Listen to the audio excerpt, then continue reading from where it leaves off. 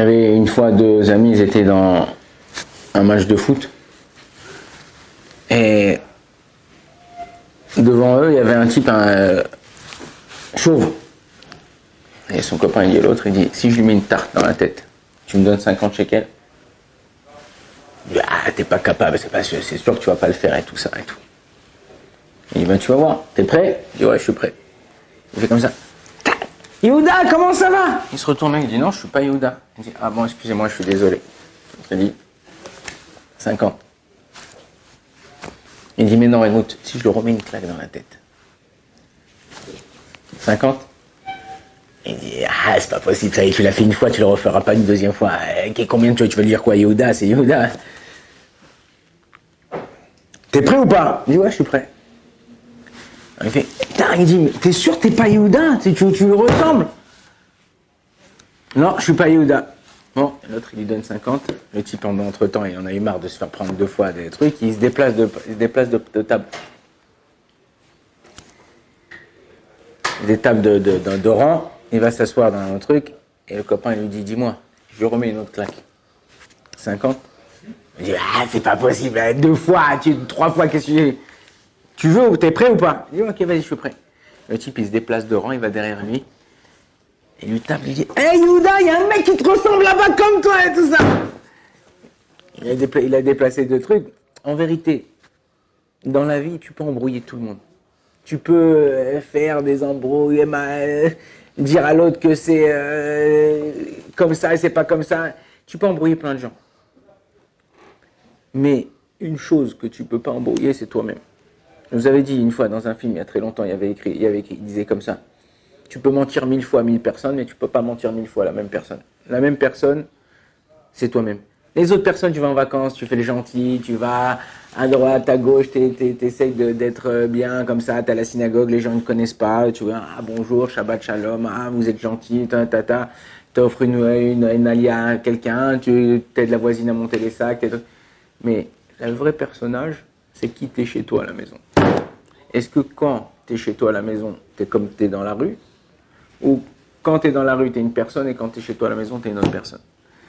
Tout se mesure par rapport au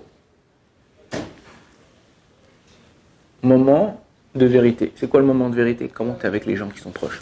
C'est facile, une fois, deux fois, trois fois, d'être gentil avec des gens que tu verras quelques minutes. Mais avec les gens que tu vois sans arrêt. Là, vous allez rentrer chez vous à la maison, c'est les vacances, les machins. Pensez à l'essentiel. Ces gens qui sont proches de vous, ces gens qui sont de votre famille, ces gens qui vous ont fait grandir, c'est avec eux qu'on doit apprendre à bien se comporter. Vous allez aller en vacances, vous allez un peu prendre des forces pour la nouvelle année. Il faut aussi penser aux choses qui sont essentielles. Si tu ne penses pas aux choses qui sont essentielles, et une fois, un rave, il est parti dans un camp de vacances. Camp de vacances, tout ça, religieux, machin et tout. Hein, et il voit tous les types le matin, le premier jour de la tfila, il va à la tfila, tous les types le matin avec les tfilines sans talit. Chez les Ashkenazim, ceux qui ne sont pas mariés, ils mettent les tfilines, ils ne mettent pas le talit. Ceux qui sont mariés, ils mettent le talit. Donc tu sais, comme ça, pour les shidurim, tu sais qui est libre. Il dit, je comprends pas. Comment ça se fait que vous voulez votre talit? Il dit non, mais arabe, on est venu en vacances, tout ça, on a pris le strict minimum. On a mis dans le talit, ça prend une place quand même. Les tefilines, c'est tout petit, c'est compact, tu peux les mettre. Mais le talit, ça prend de la place. Vas-y, encore. Quand t'as qu'une valise qu'à main, les petites valises comme ça, tu mets vraiment, tu réfléchis à chaque chose que tu mets exactement, tous tes trucs. Ah, on n'a pas pu le prendre et tout ça et tout. Il dit, mais attends 2 secondes, le rave, il leur dit. T'as pris ton maillot de bain? Il dit, ah si, maillot de bain, t'as pris tes lunettes de soleil? Bien sûr, t'as pris ça, mais bien sûr. Il dit, le talit, vous prenez pas. Le rave, il a dit comme ça.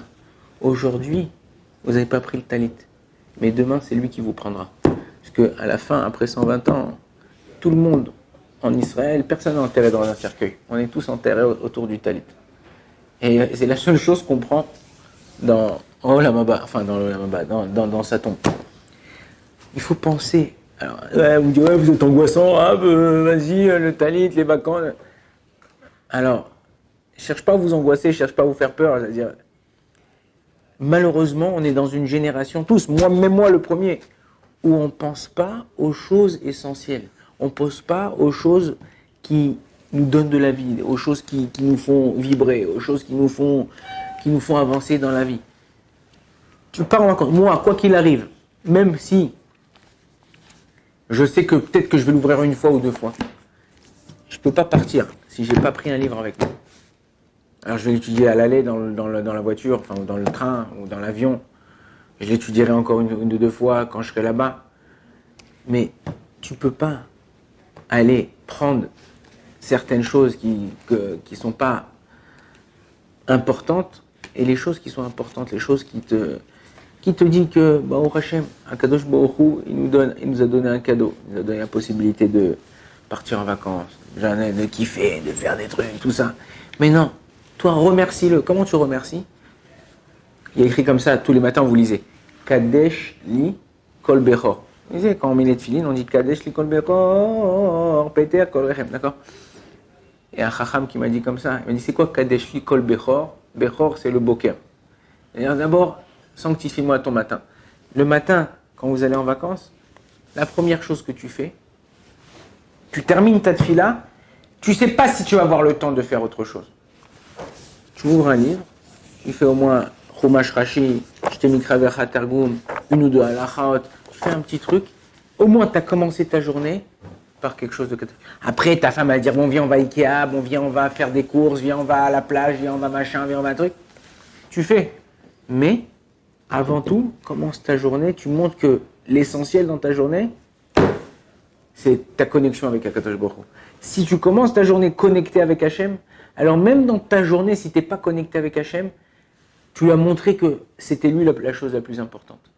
Et c'est comme ça dans ta vie, avec ta femme, avec tes enfants. Si le matin tu commences ta journée tordue, ta journée va être tordue. Mais si le matin tu commences, bon salut chérie, bonne journée, voilà, t'écris un petit mot ou des trucs, ça on fait attention à toi, tu donnes une petite pièce à ton fils, un petit truc, voilà, tu t'achètes un petit truc, machin. Tu commences ta journée, même si il n'y a pas eu un contact dans la journée, il y a eu un échange qui a été sain le matin, où on est en paix, ben toute la journée elle va se passer comme ça. Mais si le matin tu commences, alors après tu me dis ouais mais si un jour j'ai commencé tordu, un jour t'es commencé tordu, aujourd'hui bon j'ai mis le téléphone, tu lèves ton téléphone, salut écoute voilà ce matin j'étais un peu stressé, j'étais un peu truc, excuse-moi je suis désolé, et là tu peux changer tout. Mais il faut cette volonté. Si tu as cette volonté là, alors tu peux changer ta journée. Baruch Adonai l'olam, amen, amen.